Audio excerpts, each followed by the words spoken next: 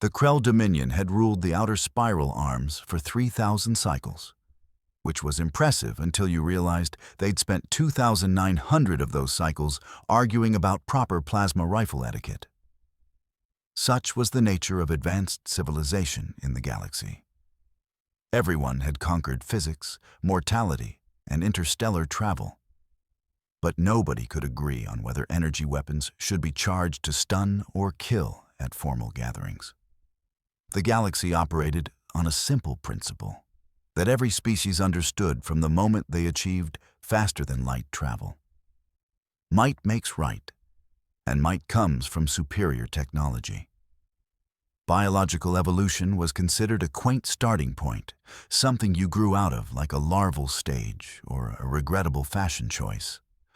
The moment a species figured out how to replace flesh with duralloy, neurons with quantum processors, and frail organic chemistry with elegant machinery, they did so without hesitation. The Confederation of Sentient Species maintained detailed rankings of every civilization based on their military capability, technological sophistication, and most importantly, how thoroughly they'd abandoned their embarrassing biological origins. At the top sat the Nexari Collective, beings who'd uploaded their consciousness into crystalline matrices powered by miniature stars, piloting bodies that could reconfigure themselves at the molecular level. They looked down on everyone else with the smug superiority of people who'd literally transcended having opinions about lunch. At the bottom, receiving the galactic equivalent of participation trophies and pitying head pats, sat humanity. Humans had arrived on the galactic stage approximately 40 cycles ago with the kind of enthusiasm usually reserved for tourists who'd taken a wrong turn and ended up somewhere they definitely shouldn't be. They'd figured out faster-than-light travel through what the galaxy's scientific community could only describe as aggressive stubbornness and mathematical blasphemy, then promptly introduced themselves to the Confederation by accidentally ramming a Krell warship during their first diplomatic mission. The incident had set the tone for humanity's entire galactic reputation. What made humans the subject of universal mockery wasn't their technological backwardness, though that certainly didn't help. The Krell had weapons that could crack planets. Humans still used chemical propellants that made loud noises and threw metal really fast. The Vex'thor had replaced their bodies with adaptive biomechanical frames that could survive in hard vacuum. Humans wore pressurized suits that looked like they'd been designed by committee and sewn together by optimistic amateurs. No. What really made humanity the galaxy's favorite punchline was their stubborn, almost aggressive refusal to upgrade. Every species that achieved space travel immediately began the process of enhancing themselves. The Dravik had replaced their limbs with modular weapon systems. The Shorath had augmented their nervous systems with combat prediction algorithms. Even the peaceful Ilari had gotten cybernetic enhancements, though theirs were mostly for artistic purposes and really excellent eyesight for appreciating sunsets. Humans showed up with original equipment biology and acted like that was perfectly fine. They had no built-in weapons, no subdermal armor plating, no neural accelerators or reflex boosters. They were, as the Krell ambassador had eloquently put it during a particularly memorable Confederation session, walking meat sacks held together by stubbornness and delusion. The comment had made every newsfeed in the galaxy. Humans, displaying either remarkable dignity or profound stupidity, had simply shrugged and continued being aggressively biological. This attitude had earned them a special kind of contempt. In a galaxy where every species measured their worth by how thoroughly they'd militarized and mechanized themselves, humans were the equivalent of showing up to a war in your pajamas. Harmless, ridiculous, and not worth taking seriously. Which brought us to the contested trials. The trials were the Confederation's solution to territorial disputes, trade disagreements, and general interspecies tensions that would otherwise result in messy, economy-disrupting wars. Instead of fleets of warships reducing entire systems to radioactive rubble, species could settle their differences through single combat in designated arenas scattered across neutral space. It was civilized. It was efficient. It was also incredibly violent. But the galaxy had decided that some violence was acceptable, as long as it happened in designated locations with proper advertising revenue. The trials took place in massive orbital arenas, each one a technological marvel capable of reconfiguring its internal environment to suit any combat scenario. Gravity could be adjusted, atmospheres could be customized, terrain could shift from volcanic hellscapes to frozen tundras at the press of a button. Millions watched via neural link broadcasts, placing bets through quantum-encrypted channels while commentators provided running analysis in 7,000 languages simultaneously. Champions represented their species' honor, their civilization's superiority, and occasionally their government's foreign policy objectives. These warriors were the pinnacle of their respective species' capabilities. Bodies upgraded with the finest military hardware, minds enhanced with tactical processing suites, armed with weapons that made physics professors weep.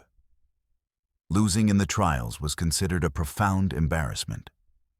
Losing badly could affect trade agreements, territorial claims, and your species' ranking in the Confederation's complex social hierarchy. Humans had competed in the trials exactly 3 times. They'd lost 3 times. Not close losses either. Humiliating, brutal defeats that had generated memes, comedy sketches, and at least one opera that played to sold-out audiences across the Krell Dominion. The human representatives had been brave, certainly, and showed admirable resilience in the face of overwhelming force, which was a polite way of saying they got comprehensively destroyed by opponents who barely broke a sweat. The betting pools didn't even accept wagers on human victories anymore. The odds were considered too depressing. So when the Confederation received notification that humanity was entering a champion in the upcoming trials, the galaxy's reaction could be summarized as, "Oh, this should be hilarious." The trials were being held at the Crucible, an ancient arena orbiting a neutron star in the Kelvis system. The Crucible had hosted over 10,000 official matches and had never once suffered a mechanical failure, which was impressive considering the amount of energy weapons fire it absorbed on a regular basis. Its internal space could comfortably hold 50,000 spectators, though attendance for this particular match was expected to be lower. Nobody wanted to watch humans lose again. Well, nobody except the people who found it funny, which admittedly was most of the galaxy. The arena filled slowly over the course of several hours. Dravik warriors occupied the upper sections, their mechanical limbs gleaming under the carefully calibrated lighting. Krell dignitaries sat in their private boxes, already drinking and making jokes at humanity's expense. Xanthari spectators interfaced directly with the arena's sensory network, experiencing the space through data streams rather than merely watching it. The betting pools opened 3 hours before the match. Human victory sat at odds of approximately 8,000 to 1, which was actually generous considering their track record. Most of the serious money went toward betting on how quickly the human would lose, with the over-under set at 90 seconds. The human representative arrived with no fanfare, no entrance music, no light show, no projected holograms or atmospheric effects. She simply walked through the fighter's entrance into the preparation chamber, and the cameras caught her almost by accident. She was female, which the galaxy noted with mild interest. Human gender distinctions were considered quaint but meaningless. Most species had either abandoned sexual dimorphism entirely or had so many genders that keeping track required specialized database software. She stood approximately 5 feet 9 inches tall, which translated to roughly average human height and was considered almost comically small by galactic standards. Her build was athletic in the way humans measured such things, with visible muscle definition that organic species recognized and cybernetic species found adorably primitive. She wore simple clothing, flexible pants, a fitted shirt, and boots designed for mobility rather than protection. No armor, no visible weapons, no cybernetic enhancements breaking the skin surface, no energy field generators, no plasma projectors, nothing. Her hands were empty. Her skin was brown, her hair dark and pulled back functionally. Her expression was calm, almost bored, like someone waiting for a transportation connection rather than preparing for potentially lethal combat. The commentators noticed her first. "And here we have humanity's champion," said Vex'thor, a Nexari consciousness inhabiting a commentary platform, their voice resonating through 17 different frequency bands simultaneously. "I'm accessing her registration data now, and I'm seeing absolutely nothing interesting. No augmentation profile, no weapons manifest, no specialized training certifications. Did humans send the wrong person?" "Perhaps this is a cultural gesture," offered Kilreth, a Shorath analyst whose 6 eyes blinked in sequential patterns. "Some species perform ritual humiliation as bonding exercises. Maybe humans are attempting to demonstrate humility by getting their representative killed? I've studied humans. Their social behaviors rarely make sense." The camera feeds focused on the human, and across the galaxy, millions of viewers tuned in specifically to see what fresh humiliation humanity had prepared. Social media networks lit up with commentary, 98% of it variations on the same theme. This was going to be a massacre. The human seemed unaware of the attention, or more likely, completely unbothered by it. She stretched casually, rolling her shoulders and cracking her knuckles in a gesture that organic species recognized as preparing for physical activity and cybernetic species found mystifying. Then the champion's entrance opened on the opposite side of the arena. Vex'thor the Undefeated emerged to thunderous applause. He stood 9 feet tall, and every inch of that height was deliberate engineering.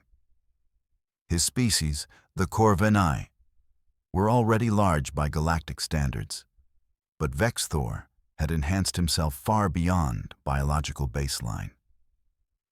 His arms had been replaced with military-grade combat prosthetics capable of crushing duralloy like soft clay.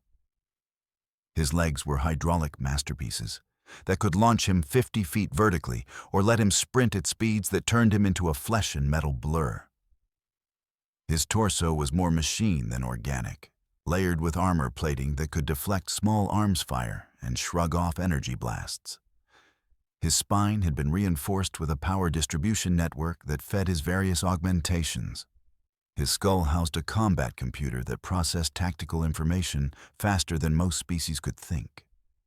He was armed, extensively. Plasma projectors were integrated into his forearms, capable of firing sustained beams that could melt through starship hulls. His shoulders mounted micro-missile launchers with sophisticated targeting systems. His hands could deploy monomolecular blades that vibrated at frequencies designed to slice through molecular bonds. His eyes had been replaced with targeting arrays that saw in 17 spectrums simultaneously. He was, by any reasonable measure, a walking weapon platform.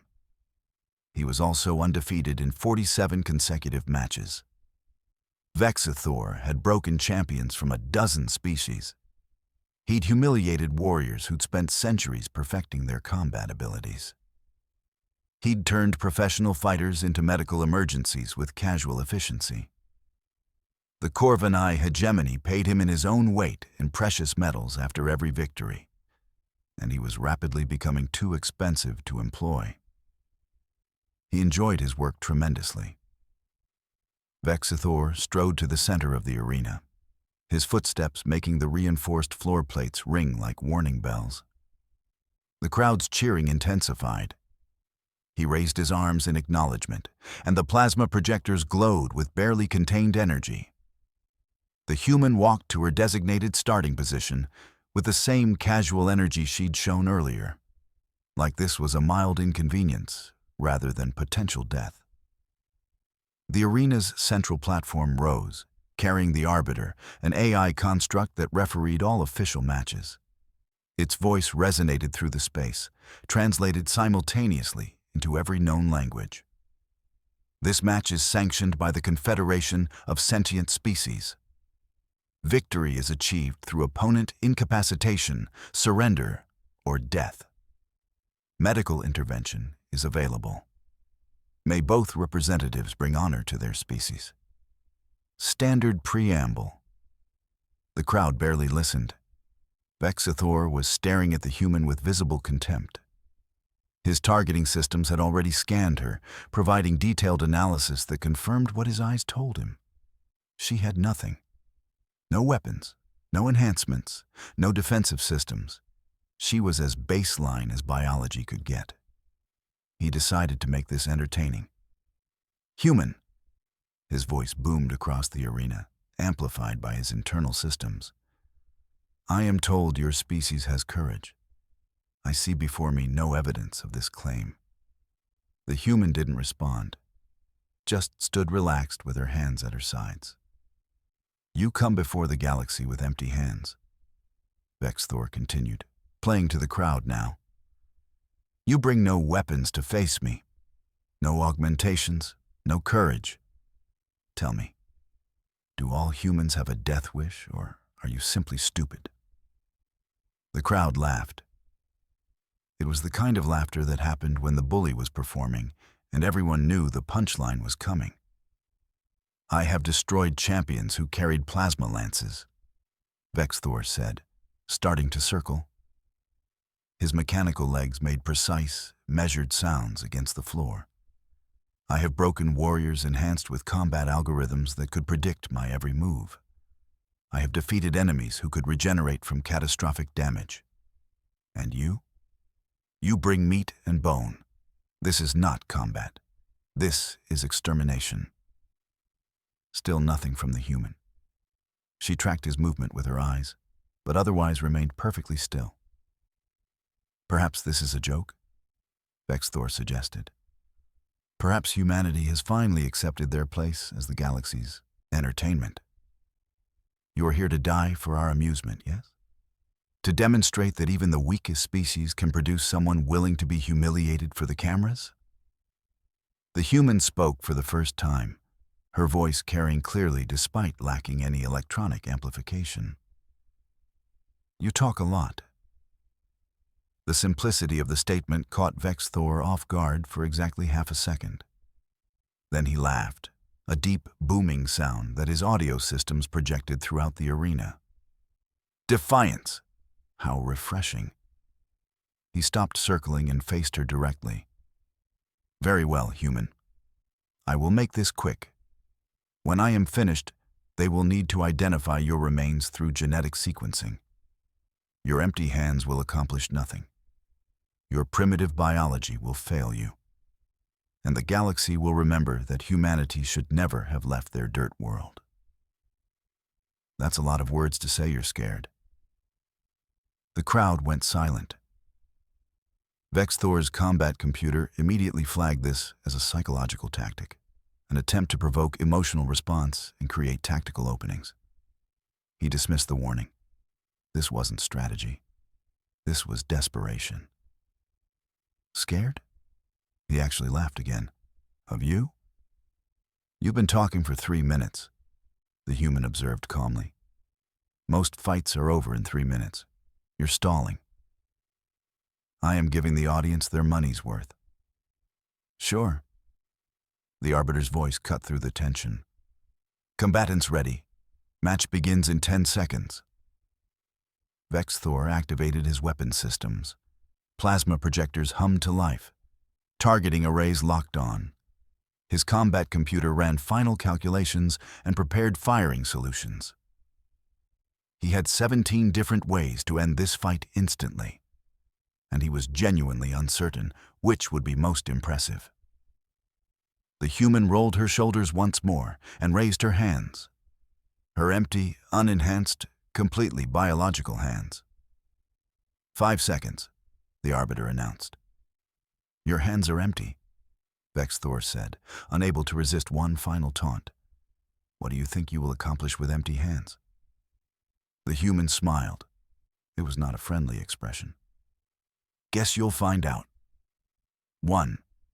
Begin. Vex'thor opened with overwhelming force, exactly as his combat computer recommended. He launched himself forward with his enhanced legs, covering 15 feet in a single explosive movement, while simultaneously firing his plasma projectors. The twin beams carved through the air where the human had been standing. Had been. She wasn't there anymore. Vex'thor's targeting systems screamed alerts. His combat computer, running at processing speeds that operated in microseconds, struggled to track movement that shouldn't have been possible.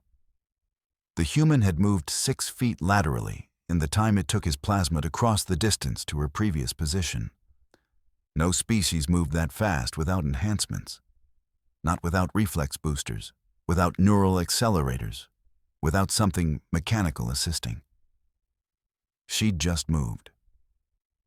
Vex'thor recalculated and fired again, adjusting for her new position and predicted trajectory. The plasma beams lanced out with lethal precision. She ducked under them, her body bending at angles his combat computer flagged as improbable, but not impossible for human flexibility parameters.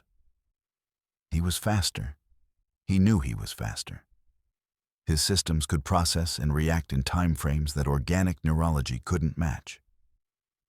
So why wasn't he hitting her? The crowd's noise had changed. The laughter had stopped. The dismissive commentary had trailed off into confused silence. This wasn't how these fights went. Humans were supposed to be slow, clumsy, limited by their primitive biology. This human moved like physics had agreed to give her personal exemptions. Vex'thor adjusted tactics. He triggered his micro-missile launchers, filling the air with 12 self-guiding projectiles that would track her movements and adjust trajectory mid-flight. Impossible to dodge.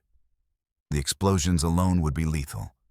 The human ran, not away, toward him. She covered the distance between them faster than his combat computer had projected, moving in ways that seemed random, but somehow put her exactly where his missiles couldn't track without hitting each other. She ducked, rolled, and redirected her momentum with movements that looked effortless. 11 missiles detonated against each other in a chain reaction that rattled the arena's shields. The 12th missile she grabbed out of the air as it passed her, redirecting its trajectory with a twisting motion that sent it spiraling into the arena ceiling where it exploded harmlessly. She just caught a missile. With her hand, her unenhanced, biological, empty hand. Vex'thor's combat computer provided updated threat assessment. Extreme danger. He deployed his monomolecular blades and swung with force calculated to bisect armored targets. The blades hummed through the air at speeds that created visible distortion. The human moved inside his reach, closer than his combat programming recommended for blade engagement. His swing missed by inches. She was too close now, inside the optimal range for his primary weapons. Perfect position for his secondary systems. He triggered the energy emitters in his chest plate, designed to discharge lethal voltage into opponents who attempted close combat. Enough electricity to stop organic hearts and fry neural tissue. The human's hand hit his chest plate a fraction of a second before the discharge. Hit wasn't the right word. Struck, impacted, connected with force that his armor's sensors measured and his combat computer immediately flagged as impossible. The chest plate cracked. Not scratched, not dented. Cracked. Military-grade armor designed to withstand anti-vehicle weapons developed structural fractures from a punch. An unenhanced, biological, human punch. The electrical discharge fired, grounding harmlessly through the fractured plating instead of into the target. Vex'thor's combat computer was now screaming alerts and priority sequences that bordered on panic, if combat AI could panic. He swung again with his blade, faster this time, predictive algorithms running scenarios measured in microseconds. She couldn't dodge. The physics didn't allow it. She caught his wrist, her fingers closed around the articulated joint of his combat prosthetic, and she squeezed. The sound of crumpling metal echoed through the suddenly silent arena. His wrist, designed to exert crushing force and resist equivalent pressure, deformed like cheap aluminum. Hydraulic fluid sprayed from ruptured lines. The monomolecular blade deactivated as power coupling severed. Vex'thor pulled back, his combat computer finally providing useful tactical advice. Retreat and reassess. The human didn't let him retreat.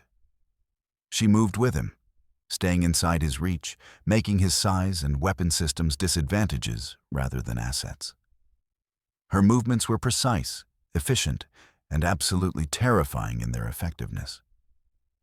She hit him in the side. Not a wild swing. A calculated strike to a specific point where his organic tissue met mechanical augmentation, a place where armor plating was thinner to allow for flexibility. Something inside Vex'thor broke with an audible crack. Pain receptors, which he'd assumed he'd properly calibrated to ignore, suddenly informed him that several of his biological ribs had fractured. Not cracked, fractured, completely. He tried to grab her with his undamaged arm, fingers designed to crush starship hull plates reaching for her throat. She stepped into the grab, which violated every combat protocol his computer knew. You didn't step into grabs. You retreated, you dodged. You created distance. She used his momentum against him, some kind of leverage technique that his database was desperately trying to classify. His arm, his very expensive military-grade combat prosthetic arm, ended up twisted behind his own back at an angle that stressed the connection points. Then she kicked him. His legs, his powerful hydraulic legs that could launch him and support tons of weight, buckled. She'd struck the knee joint with surgical precision, and something in the hydraulic system failed catastrophically. Vex'thor went down, which had never happened in 47 matches. The crowd was absolutely silent now. Millions of viewers across the galaxy watched in stunned disbelief as the undefeated champion crashed to the arena floor with a sound like a small vehicle accident. His combat computer provided final assessment. Immediate surrender recommended. He ignored it. His pride, the organic part of him that no amount of augmentation could replace, refused to accept this. He triggered his plasma projectors again, point-blank range, impossible to miss. The human moved. She didn't just dodge. She grabbed his arm, the one with the plasma projector, and redirected it. The beam carved a molten line across the arena floor, missing her by controlled inches. Then she twisted his arm, and the plasma projector, still firing, pointed directly at his other shoulder. His own weapon carved through his own augmentation in a spray of molten metal and burning synthetic tissue. The smell was terrible. She released his arm and stepped back, finally giving him space. Vex'thor lay on the arena floor, his left arm destroyed by his own weapon, his right arm twisted and damaged, his ribs broken, one leg hydraulics failed, his chest armor cracked. His combat computer was providing damage assessments that would have been humorous if they weren't so catastrophic. The human stood over him, breathing slightly harder than when the match started, but otherwise completely undamaged. Her hands, still empty, still unenhanced, hung at her sides. Your hands. Vex'thor managed, his voice system still functioning despite everything else failing. Empty hands. Yeah, the human said. That's kind of the point. The arbiter's voice resonated through the arena. Match concluded. Victory. Human representative. The silence stretched for exactly 3 seconds. Then the arena exploded with noise. Not cheering. Not really. Confusion, shock, disbelief, and the beginning of understanding. Commentators scrambled to provide analysis of what everyone had just witnessed. Slow-motion replays ran immediately, showing the human's movements frame by frame. The betting pools imploded spectacularly. 8,000 to 1 odds paying out broke several gambling operations instantly. Medical drones descended to retrieve Vex'thor, who lay staring at the arena ceiling while his combat computer ran diagnostic loops and found nothing but bad news. The human walked to the exit, still calm, still unbothered. Vex'thor, the Nexari commentator, managed to find their voice first. What did we just witness? A fight, Kilreth said slowly. We just witnessed what a fight looks like when humans participate. But she had no weapons, no augmentations, nothing. She had biology, another commentator offered. Original equipment biology. The replays were being analyzed by every military database in the Confederation. The human's movements were being studied by combat specialists who had dedicated centuries to understanding warfare. And slowly, reluctantly, the galaxy began to comprehend something they'd somehow missed. Humans had evolved as persistence predators on a death world. Their biology, their supposedly primitive, original equipment biology, was the result of millions of years of natural selection in an environment that actively tried to kill anything living on it. Their bone density, their muscle fiber composition, their neural processing speed for physical reactions, their kinesthetic awareness, their ability to track 3-dimensional motion and calculate trajectory, their skeletal structure designed around impact distribution, their cardiovascular system capable of sustaining extreme physical exertion. None of it was primitive. It was optimized. They didn't need augmentation because evolution had already performed millions of years of violent trial and error. They didn't need weapons integrated into their bodies because they'd already figured out that flexibility and adaptability were more valuable than specialized hardware. Their empty hands weren't a weakness. They were a choice. A Dravic analyst appeared on the commentary feed, his mechanical appendages gesturing at data displays. Humans' average bone density is approximately twice that of species considered galactic baseline. Their muscle tissue has unique properties that allow for explosive power generation. Their nervous system, while slower than augmented systems in processing speed, has reaction time specifically optimized for physical combat that evolved through continuous threat response. They're natural weapons, Kilreth said quietly. Not weapons, another voice corrected. Survivors. They survived their homeworld, which by any reasonable measure should have killed their entire species during development. They survived long enough to develop intelligence, society, and technology, while being physically capable of killing most megafauna on their planet with their bare hands. With their empty hands, Vex'thor added, finally understanding the irony. The human representative had reached the exit. A reporter drone intercepted her, projecting questions in standard Confederation speech. How did you defeat Vex'thor without any augmentations? The human looked at the drone with mild amusement. Why would I need augmentations? But you had no weapons. She held up her hands, flexing her fingers. These are weapons. About 14 bones per hand, connected to muscles that evolved specifically for precise manipulation and impact delivery. My skeleton is designed around shock absorption and force distribution. My nervous system can calculate trajectory and timing faster than most species' combat computers for physical actions. I'm a persistence predator that evolved to chase prey until it died from exhaustion, then kill it with my bare hands if necessary. She shrugged. You all seem to think augmentation makes you stronger. Sometimes it just makes you depend on technology instead of ability. Vex'thor was piloting a weapon platform. I was just fighting. Will humanity send more representatives to the trials? Probably. Depends if people keep challenging us to fistfights. Do you have a message for the galaxy? The human thought about it for a moment, then smiled that same unsettling smile from before the match. Empty hands built everything we have. Empty hands built our cities, our ships, our civilization. We didn't augment them because they work fine as is. If you want to cover yours with weapons and armor and forget what they can actually do, that's your choice. But don't mistake our preference for biological baseline as weakness. We chose to stay human. We chose to remember what we're capable of without external help.